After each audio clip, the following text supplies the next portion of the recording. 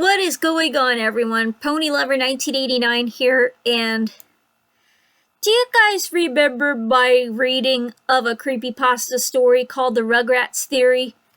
Well, it has reached 5 views, but it's not doing so well. I wish it was up to 10, 20, or 30 views, but now I am going to be reacting to it. Actually, I am now going to be reading another creepypasta, which takes place in the 1940s, and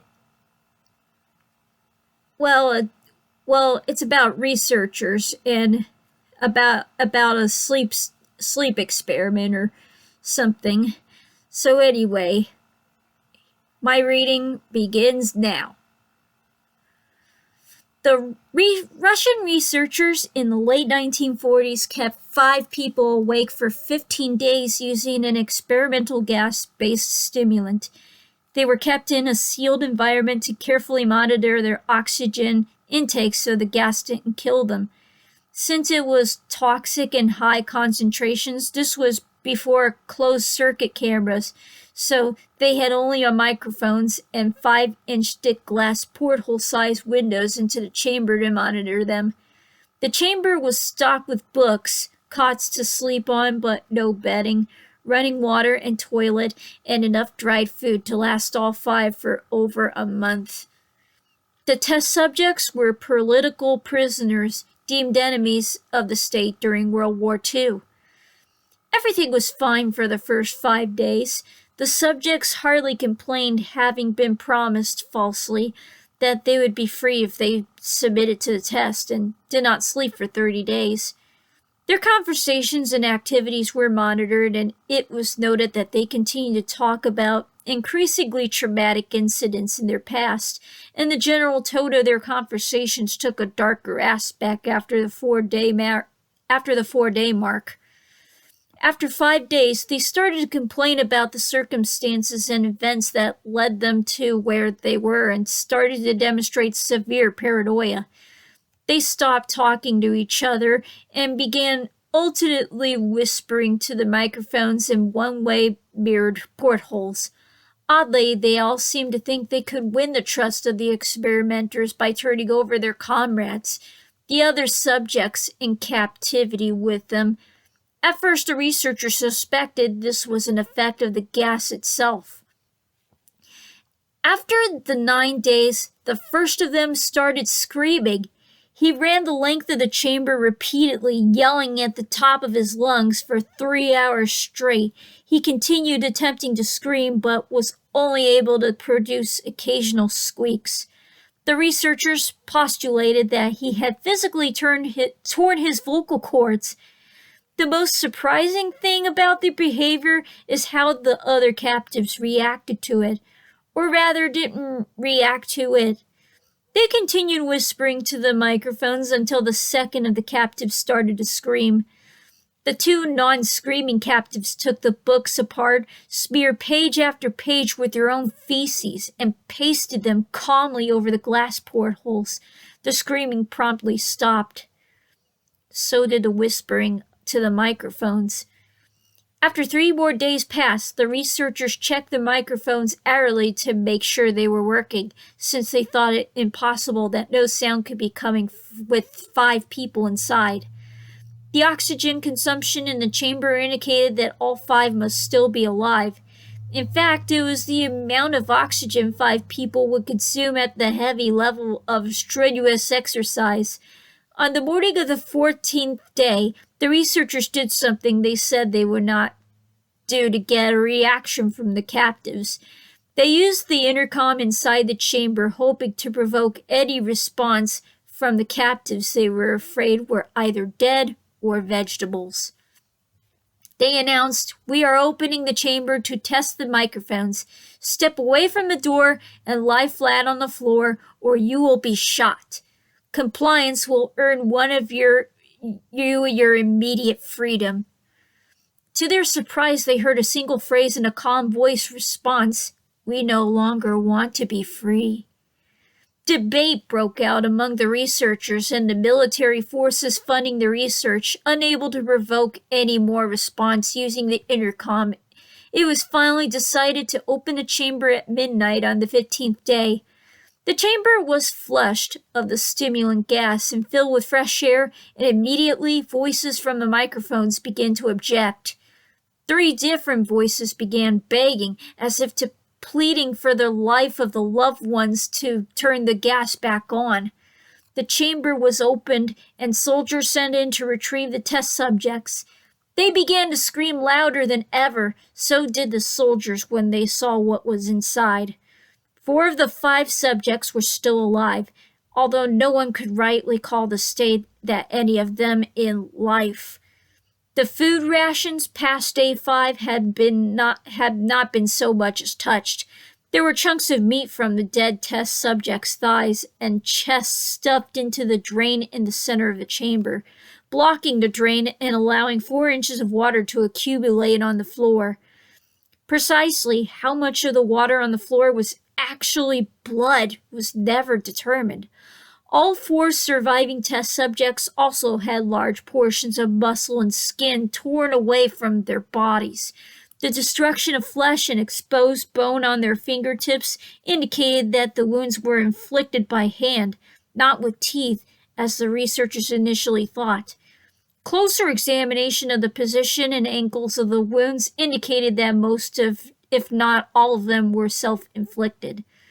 The abdominal organs below the rib cage of all 4 The abdominal organs below the rib cage of all 4 test subjects had been removed. While the heart, lungs, and diaphragm remained in place, the skin and most of the muscles attached to the ribs had been ripped off, exposing the lungs through the rib cage. All the blood vessels and organs remained intact. They had just been taken out and laid on the floor, fanning out around the eviscerated but still living bodies of the subjects. The digestive tract of all 4 could be seen to be working, digesting food. It quickly became apparent that what they were digesting was their own flesh that they had ripped off and eaten over a course of days.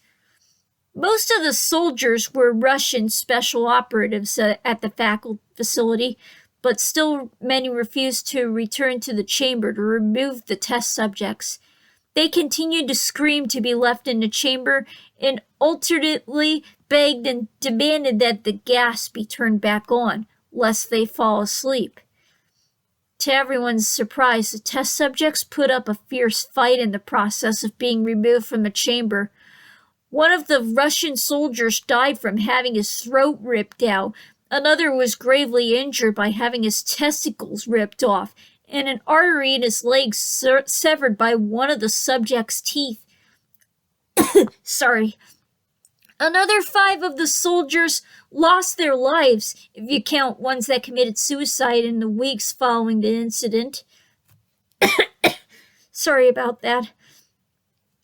In the struggle, one of the 4 living subjects had his spleen ruptured, and he bled out almost immediately. Medical researchers attempted to sedate him, but this proved impossible.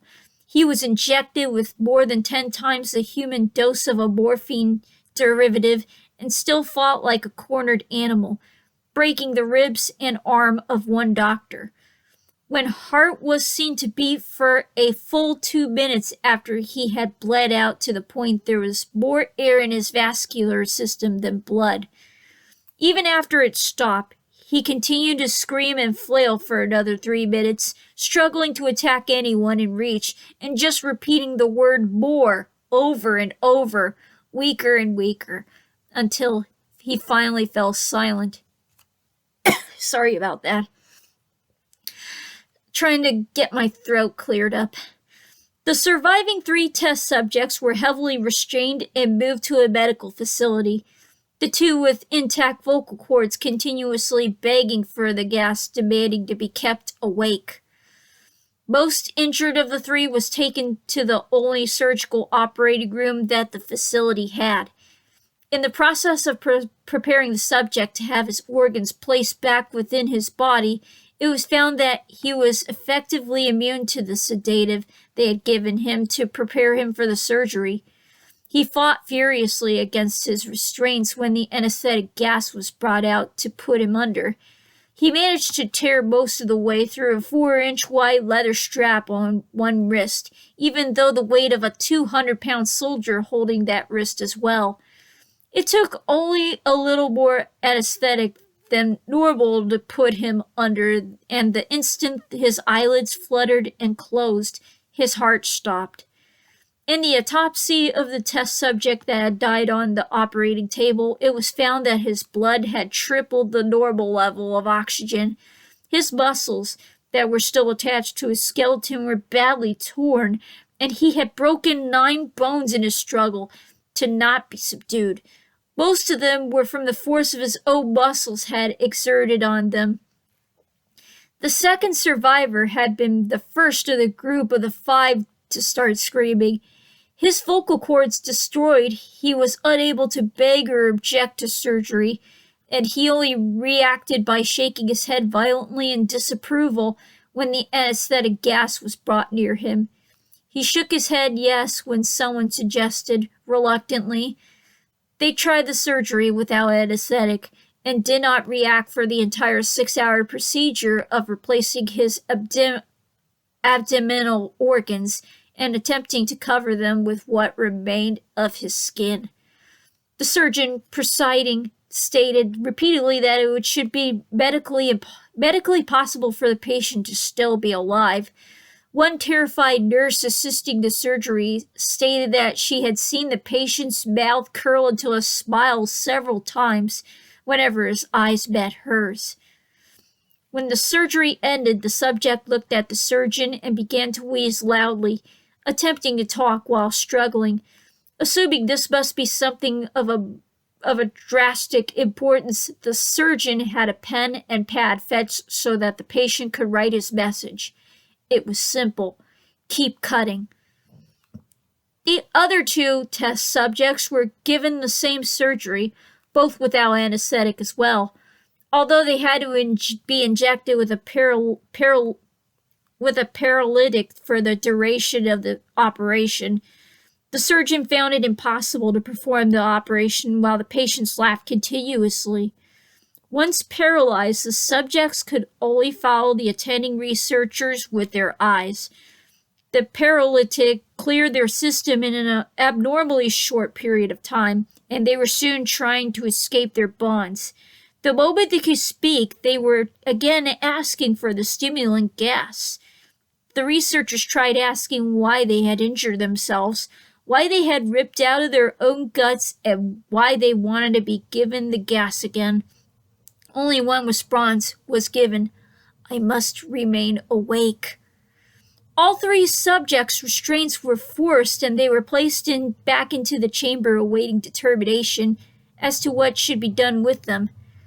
The researchers, facing the wrath of their military benefactors for having failed the stated goals of their project, considered euthanizing the surviving subjects. The commanding officer, an ex-KGB, instead saw potential and wanted to see what would happen if they were to put on the gas. The researchers strongly objected, but were overruled. In preparation for being sealed in the chamber again, the subjects were connected to an EEG monitor and had their restraints padded for long-term confinement.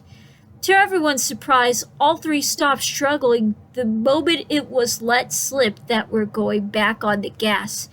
It was obvious that at this point all 3 were putting up a great struggle to stay awake. One of the subjects that could speak was humming loudly and continuously. The mute subject was straining his legs against the leather bonds with all his might, first left, then right, then left again for something to focus on. The remaining subject was holding his head off his pillow and blinking rapidly. Having been the first to be wired for EEG, most of the researchers were monitoring his brainwaves in surprise. They were normal most of the time, but sometimes flatlined inexplicably. It looked as if he were repeatedly suffering brain damage before returning to normal. As they focused on a paper scrolling out of the brainwave monitor, only one nurse saw his eyes slip shut at the same moment his head hit the pillow.